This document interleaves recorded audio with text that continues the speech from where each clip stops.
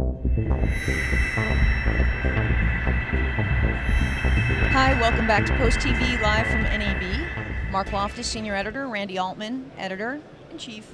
We're here with Charles Amiot from Matrox, and he's got some cool stuff to talk about.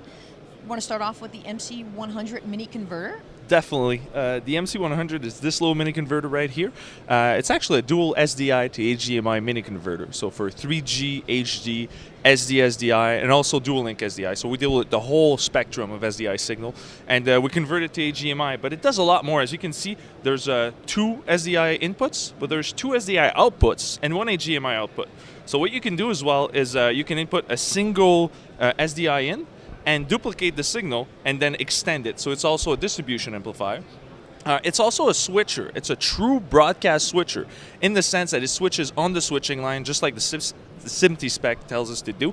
So it's a glitch-free switch. It's a clean switch. Your downstream devices will just keep processing, recording the signal without any loss. So you don't miss a frame, you don't skip a field. So that's really, really neat. It's also a lossless signal switcher, believe it or not. So if you have 2 inputs and your primary input goes dead for any reason, the box will automatically detect that and switch cleanly again without a glitch. So your downstream devices will keep recording and processing the signal again.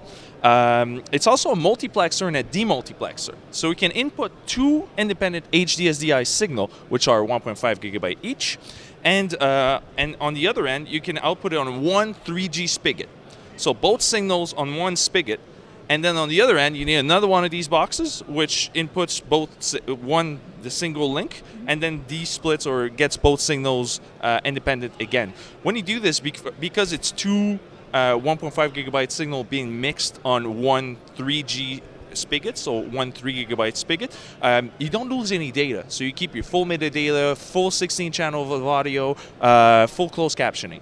So that's a really, really neat way to minimize the amount of wiring in a facility. And finally, it's a full-fledged 3D processor. That's really, really great. So you can input 2 cameras, left eye, right eye, and you can output it on SDI, side-by-side and over-under, or on HDMI, side-by-side, over-under, and frame packing, which is a brand new way to preview 3D on HDMI 1.4a. So it's a full frame instead of being half the resolution, which gives you side-by-side and over-under gives you. It's also a... You can also adjust the conversions directly on the unit with 2 hardware buttons. Well, there's 3 hardware buttons right here on the unit.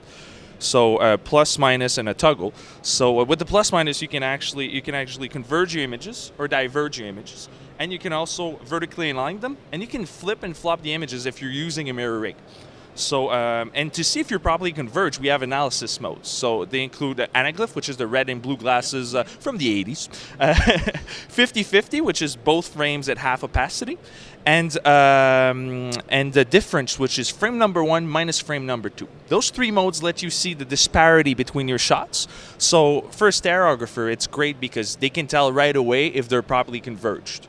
So, and then if they're not, they can use our convergence control to actually adjust convergence directly on the unit. So this is in a nutshell this product. It does a lot for $495. Yeah, absolutely. What else do you have over there? Yeah, I've got more stuff. I've got our MX02. This is the MX02 LE. It's an I/O device, so input-output. We deal with SDI, component composite, S-video, XLR audio, and analog audio, of course, HDMI. There's a reference in, and on output, there's the same ports, but instead of having a reference out, we have 2 SDI outputs. One, let's say, for your recording device, a DEC. The other one would be for a professional monitoring, so an SDI monitor. So, and what's really neat with the LE version is you have 12-volt power right here, N-ton power. So you can bring this to the field and use it. It's really, really good. Yeah. It's really great. I'm a little familiar with the MX02 back to when Avid had made some new releases. I Yes. guess their 5-point-something release. Yes. That it was kind of dependent on it. How has it come along since then?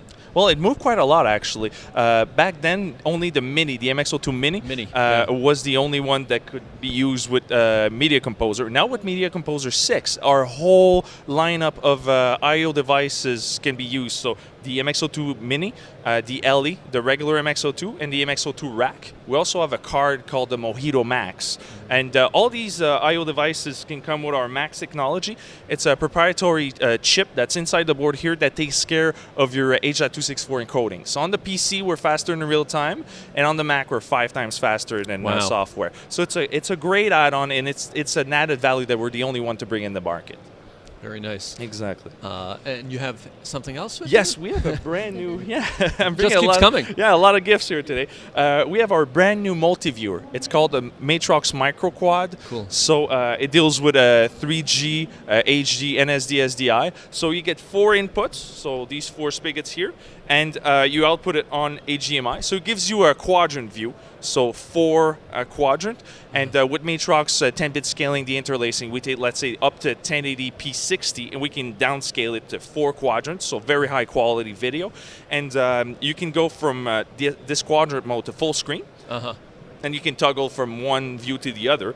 There's also a tally box which lets you select which audio you want to listen to. So let's say if you have 4 different channels, you can move the tally box with the same hardware buttons here, with the same 3 hardware buttons. So you can move the tally box to go from one channel to the other or listen to the audio.